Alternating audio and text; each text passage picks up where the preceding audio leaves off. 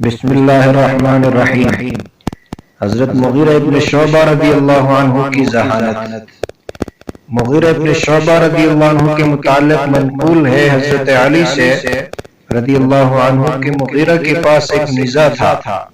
جب ہم رسول اللہ صلی اللہ علیہ وسلم کے ساتھ کسی غزوے میں جاتے تھے تو یہ اس نیزہ کو لے کر نکلتے تھے، راستے میں کسی جگہ گاڑ دیا کرتے تھے۔ یاد رہے کہ گری پڑی چیز کے بارے میں یہ حکم شرعی ہے کہ جس مسلمان کی اس پر نظر پڑ جائے وہ اس کی حفاظت کا ذمہ دار ہے، اور اس پر واجب ہے کہ اس کے مالک کو تلاش کر کے اس تک پہنچائے۔ پھر جب لوگ وہاں سے گزرتے تھے تو اس کو اٹھا کر لے جاتے تھے اور منزل مقصود پر پہنچ کر ان تک اس نیزہ کو پہنچاتے تھے۔ اس طریقے سے یہ اپنے نیزے کا بوجھ دوسرے کے کندھوں پر ڈال دیا کرتے تھے۔ حضرت علی رضی اللہ عنہ فرماتے ہیں کہ میں نے کہا کہ جب میں رسول اللہ صلی اللہ علیہ وسلم کی خدمت میں حاضر ہوں گا تو ان کو تمہاری اس حرکت کی ضرور خبر دوں گا۔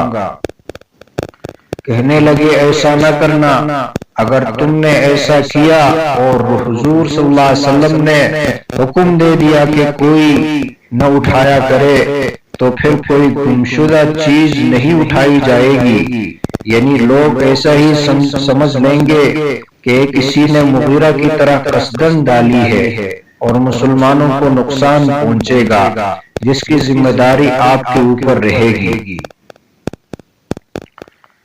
حضرت مغیرہ بن شعبہ رضی اللہ عنہ کی حاضر دماغی کا ایک دوسرا عجیب واقعہ۔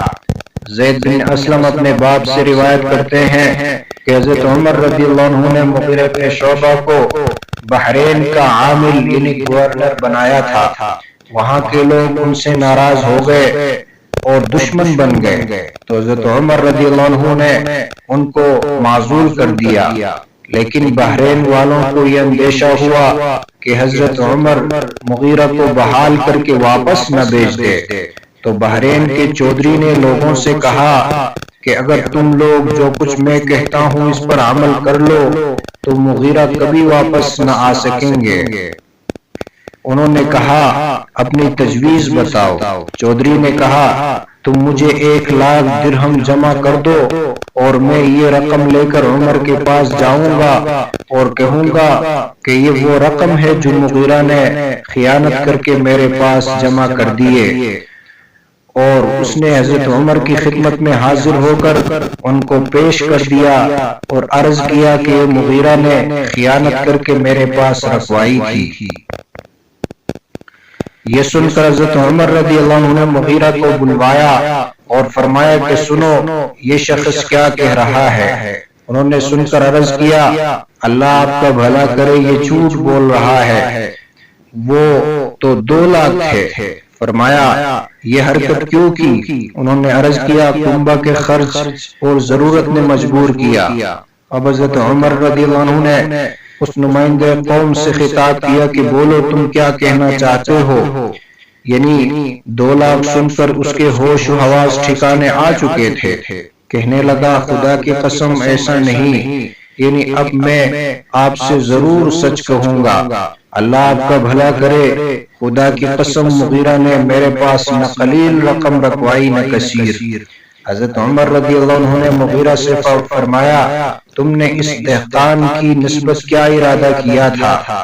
مغیرہ نے کہا اس خبیث نے مجھ پر جھوٹ باندھا تھا، میں نے بھی پسند کیا کہ یعنی اسی سے حقیقت ظاہر کراؤں اور اس کو رسوا کر دوں۔ ایسے واقعات میں یہ شبہ نہ کیا جائے کہ ایک صحابی جھوٹ بول رہے ہیں۔